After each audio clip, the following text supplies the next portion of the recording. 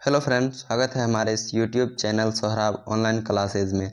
आज हम class 10th biology के बहुत ही most important VVI objective questions करा रहे हैं। आप लोग इस वीडियो को शुरू से अंत तक जरूर देखें।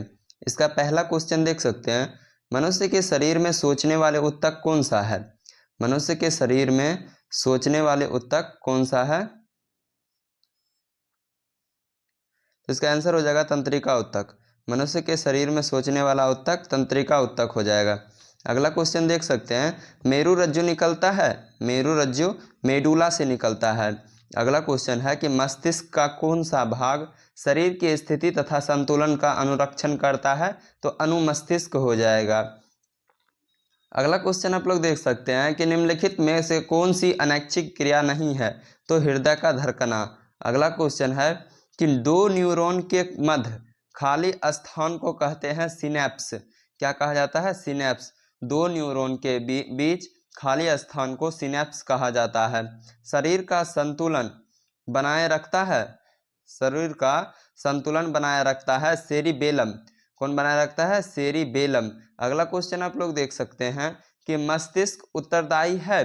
तो मस्तिष्क किसके लिए उत्तरदायी है? तो सोचने के लिए उत्तरदायी है। अगला क्वेश्चन देख सकते हैं कि पोन्स, मेडुला और अनुमस्तिष्क, इसका आंसर हो जाएगा पश्च मस्तिष्क का हिस्सा।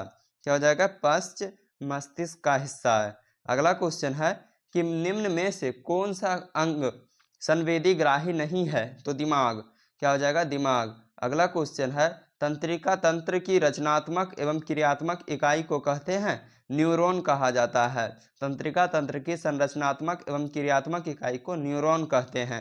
अगला क्वेश्चन है कि न्यूरॉन का वह हिस्सा जहां जानकारी हासिल की जाती है उसे डेंड्राइट कहा जाता है। क्या कहा जाता है? डेंड्राइट। अगला क्वेश्चन है, मानव शरीर की सबसे लंबी कोशिका है? न्यूरॉन कोशिका है। अगला क्वेश्चन है कि मानव मस्तिष्क का औसत भार क्या होता है? तो लगभग 1.5 kg या 1 किलो 400 ग्राम का होता है। अगला क्वेश्चन है कि मनुष्य के शरीर की सबसे बड़ी ग्रंथि कौन सी है? तो लीवर हो जाएगा। अगला क्वेश्चन है कि रक्त में ग्लूकोज की मात्रा नियंत्रित रहती है? इंसुलिन के कारण रहता है। अगला क्वेश्चन है कि रुधिर चाप इनमें से कौन नियंत्रित करता है? तो एड्रिनल करता है। अगला क्वेश्चन है, ग्वाइटर अथवा घेघर होता है? तो आयोडीन की कमी से होता है। अगला क्वेश्चन देख सकते हैं, अपटू ग्रंथि थायरॉक्सिन हार्मोन बनाने के लिए क्या आवश्यक है? तो इनमें से सभी हो जाएगा, सोडियम, क्लोरीन, फास्फोरस, इनमें से सभी। अगला क्वेश्चन देख सकते हैं, टेस्टोस्टेरोन स्रावित होता है? तो वृषण से होता है। क्या हो जाएगा? वृषण से होता है। टेस्टोस्टेरोन स्रावित वृषण से होता है। किशोर अवस्था में होने वाले शारीरिक परिवर्तन का कारण है? तो इसका आंसर हो जाएगा टेस्टोस्टेरोन और एस्ट्रोजन। टेस्टोस्टेरोन और एस्ट्रोजन कोखो दोनों या ये भी दोनों हो जाएगा। अगला क्वेश्चन है, कौन अंतःस्रावी और बाह्यस्रावी ग्रंथि जैसा कार्य नहीं करता है? तो अंडाशय हो जाएगा। अगला क्वेश्चन है कि निम्न में से कौन पिट्यूटरी ग्रंथि से निकलने वाला हार्मोन है? तो वृद्धि हार्मोन। क्या आ जाएगा? वृद्धि हार्मोन। किसे रासायनिक दूत कहा जाता है? तो हार्मोन को रासायनिक दूत कहा जाता है। निम्नांकित में से कौन आपातकाल का हार्मोन है? तो एड्रिनेलिन है। अगला क्वेश्चन है, रक्त में ग्लूकोज की मात्रा निम्नांकित में से कौन नहीं नियंत्रित करता है? तो गैस्ट्रीन। क्या हो जाएगा? गैस्ट्रीन। अगला क्वेश्चन है कि हार्मोन स्रावित होता है? तो अंतःस्रावी ग्रंथि द्वारा। अंतःस्रावी ग्रंथि द्वारा हार्मोन स्रावित होता है। एड्रोजन। एंड्रोजन क्या है? तो यह एक नर हार्मोन है। अगला क्वेश्चन है कि इंसुलिन की कमी से होता है? इंसुलिन की कमी से क्या होता है? तो मधुमेह रोग होता है। अगला क्वेश्चन देख सकते हैं कि इनमें से कौन पादप हार्मोन है? तो साइटोकाइनिन हो जाएगा। क्या हो जाएगा? साइटोकाइनिन। अगला क्वेश्चन देख सकते हैं कि जड़ का अधोगामी वृद्धि है? तो गुरुत्वानुवर्तन हो जाएगा। क्या हो जाएगा? गुरुत्वानुवर्तन। अगला क्वेश्चन है, यह पौधों के तनों की लंबाई में वृद्धि करता है? तो ऑक्सिन और जिब्रेलिन हो जाएगा। ऑक्सिन और जिब्रेलिन यह पौधों की तनों की लंबाई में वृद्धि करता है। अगला क्वेश्चन है, किस हार्मोन के प्रभाव से पत्तियां मुरझा जाती है? तो एब्सिसिक एसिड के कारण पत्तियां मुरझा जाती है। अगला क्वेश्चन है, निम्नांकित में कौन पादप हार्मोन नहीं है? तो ऑक्सीटोसिन हो जाएगा। अगला क्वेश्चन है ऑक्सीन है। ऑक्सीन क्या है? यह एक हार्मोन है। क्या हो जाएगा? यह एक हार्मोन है। पादप हार्मोन का उदाहरण है ऑक्सीन। क्या हो जाएगा? ऑक्सीन। अगला क्वेश्चन है पादप हार्मोन साइटोकिनिन सहायक है तो पररोह के अग्रभाग की लंबाई में वृद्धि के लिए। अगला क्वेश्चन है बीज रहित पौधों के एक उत्पादन में से सहायक होते हैं तो ऑक्सीन और जिब्रेलिन हो जाएगा। अगला क्वेश्चन देख सकते हैं कौन सा पादप हार्मोन कोशिका दीर्घन के लिए उत्तरदायी है? तो जिब्रेलिन्स। कौन सा पादप हार्मोन कोशिका दीर्घन के लिए उत्तरदायी है? तो जिब्रेलिन्स। अगला क्वेश्चन है एब्सिसिक अम्ल का मुख्य कार्य क्या है? कोशिका विलगन। एब्सिसिक अम्ल का मुख्य कार्य क्या है? कोशिका विलगन। अगला क्वेश्चन है फलों के पकने को निम्न में से किससे नियंत्रित किया जाता है? तो इथिलीन से नियंत्रित किया जाता है। अगला क्वेश्चन है कि एक अंडाशय में कितने बीजांड होते हैं? तो इनमें से सभी, एक, अनेक, 3 या 4। अगला क्वेश्चन देख सकते हैं आलू में जनन कैसे होता है? तो कायिक प्रवर्धन के द्वारा होता है। मुकुलन द्वारा प्रजनन किस में होता है? तो इष्ट में होता है। अगला क्वेश्चन है पुष्पी पौधों में अलैंगिक जनन किसके द्वारा होता है? तो फूलों के द्वारा होता है।